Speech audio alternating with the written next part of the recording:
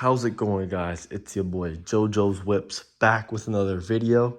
And as you guys can see, we got the engine all back in the car.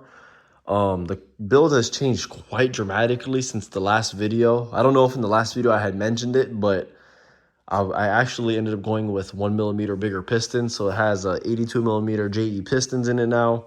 The IE rods, which is what I was gonna run anyways. But the reason why I went that route with the car was because when I did that one video of assembling my stock pistons onto the IE rods, I actually had another video I was recording, and when I felt the cylinder walls on this block, didn't feel very well. So, I was like, honestly, for the amount of time I've had the car and everything, and it had already been down for a while, I was like, you know what, I might as well go down the rabbit hole of doing, a bigger build with the car.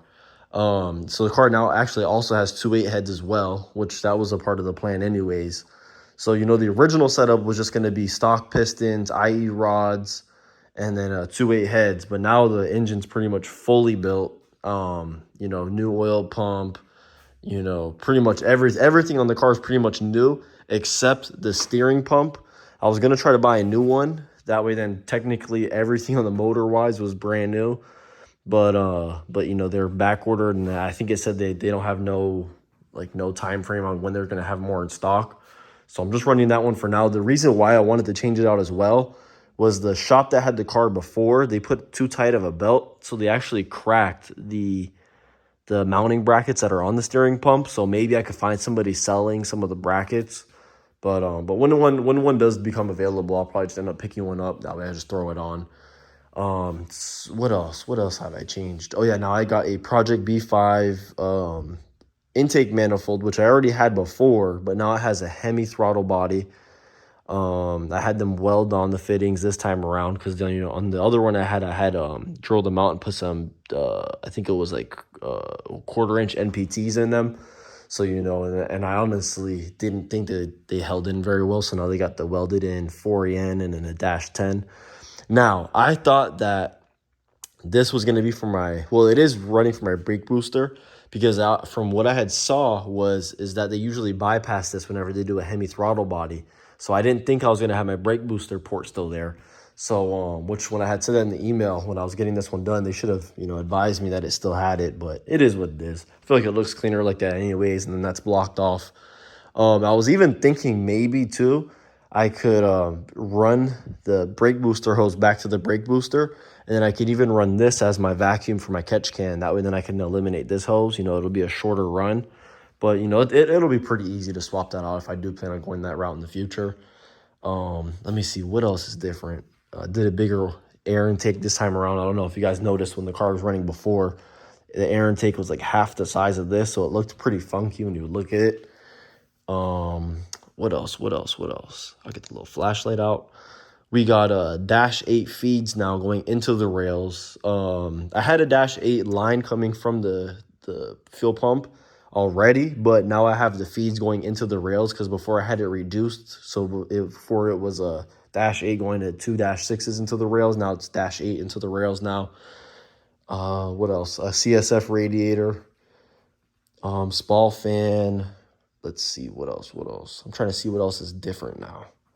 I ended up making this bracket yesterday for the coolant reservoir just to kind of reinforce it a little bit, because before it wasn't 100%. I'm going to try to figure something else out with this, though, because I don't like the placement of it. I really wish I could just run the stock one, but the way this turbo kit's fabricated, it runs too far over here, too high. So, but I am going to try to figure something out with that. And then the next thing I want to start addressing is my ABS, because with the Haltech, I don't have the ABS. My wiring guy never hooked it up. But I think I might be able to wire it up. Not 100% sure quite yet. I was going to ask a couple of people. And then if I ended up just deleting it, then, I might have some more room then to build, maybe like a reservoir right here in this area. But like I said, I'm just not quite sure yet.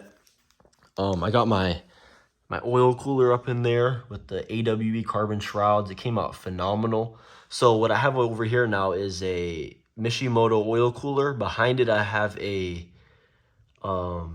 power steering cooler as well, and then I have a 4-inch spall fan just to keep some some airflow going in down there.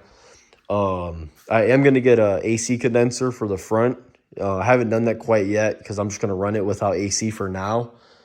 Only because, you know, it's pretty cool out in Florida. You know, I'm in Central Florida, so it's been pretty, you know, and the hottest it's been is like 75 lately, and the lows, it's been like just chilling like in the 40s and 50s.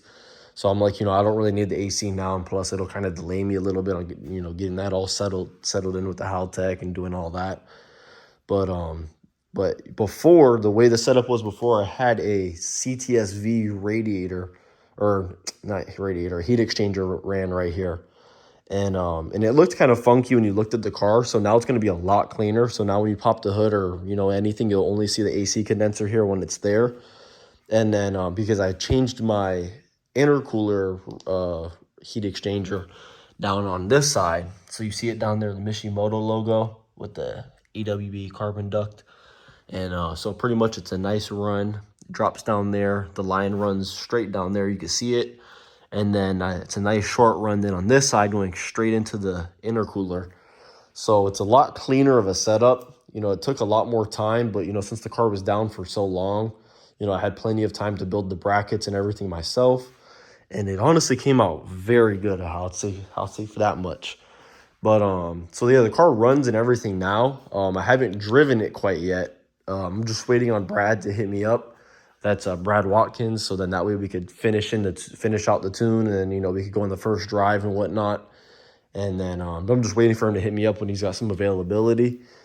And then now we'll go into, so got the wheels still on there. I actually ordered a new set of wheels because these wheels I'm just going to kind of retire for now, because these wheels have been on the car since probably the early 2000s. They're real nice wheels. I'm not 100% what they are. They had a iForged center caps, but I'm sure they're not iForged because they're actually a one-piece wheel. They do look really good on the car, but this one's bent. I've had it fixed twice already, and it still keeps leaking air.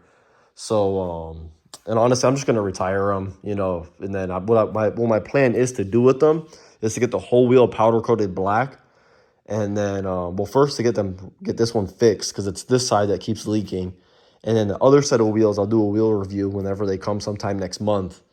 And then those will look real good in the car. But I'm going to get these wheels powder coated all black, which I think will look phenomenal, especially when I run the 18Z brakes up front. I'm going to do red ones. So it's pretty much going to be an all black wheel. Then with the 18Zs, I'm going to do them in red. So I think that'll look real good. The new wheels I have, they're going to be all black. But I really do. I've always loved these wheels in this car, because especially the stagger. You can see how there's not really a lip up front, and, you know, you got a little bit of a lip in the rear.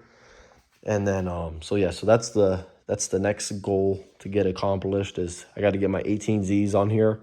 I got from 485 Designs, they sell a 4-piston adapter bracket, which I ordered, but I'm not quite sure when I'm going to get that in. Whenever I do, I already have the calipers for the rear as well.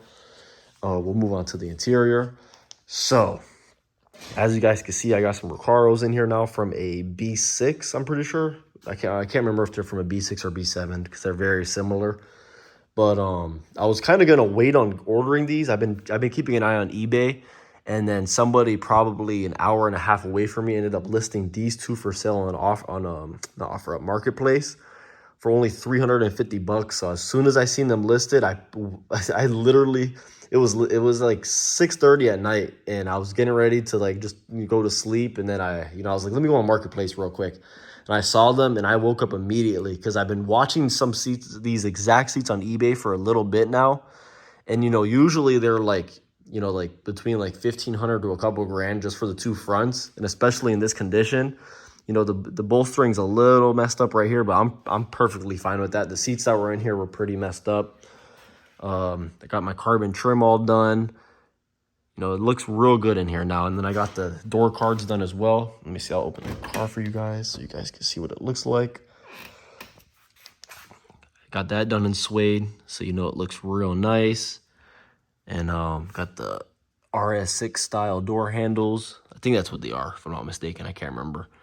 The only thing I'm really waiting on in the interior is from Quattro Slut. I ended up ordering a suede shifter knob and then a shifter boot. So that's it's gonna really complement the. And then I'll turn the key on for you guys too as well, so you guys can see what it looks like. It looks pretty cool.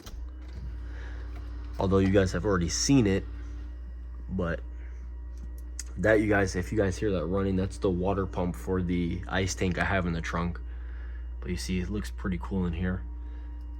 And then I actually got it set up all the way now, so when I use the blinkers, you can see how they actually indicate on the dash. And the same thing with the high beam, the parking light. Wait, is that the parking light? I can't remember. Shoot. Oh no, this is the parking light. So you see how it even changes on there? So, you know, I got it set up now all the way. Before I didn't have that set up. This button right here, actually, I have set up as the anti-lag, the rolling anti-lag, which is pretty cool as well. I got the clutch switch wired up now too, so that way we could kind of dial it in even more. And let me see. Go ahead and take the key out. But you know, the car is slowly coming together. I got to throw my my weather mats back in here. I gotta really clean the interior some more. But so yeah, this is the big update on the B5. And for those of you wondering, this is a 6262. It's a full V-band setup. It's got a 44 millimeter MVS tile wastegate. Just sits pretty much right underneath the intake manifold. Trying to think what else. Actually, so I actually also added in a IO expander on my Haltech because I ended up running out of inputs. So now I'm going to be running my my rotary switch, which is right here. I'll show you guys that as well. I had made that for in here. Came out pretty cool as well. I'm not really sure though how I'm gonna really incorporate this because the car is gonna have flex fuel because I already have the flex fuel sensor ran and everything. But I'm, you know, maybe I'll probably just do like a low boost, high boost setup on that rotary switch. And then but yeah, no, the car's really coming together.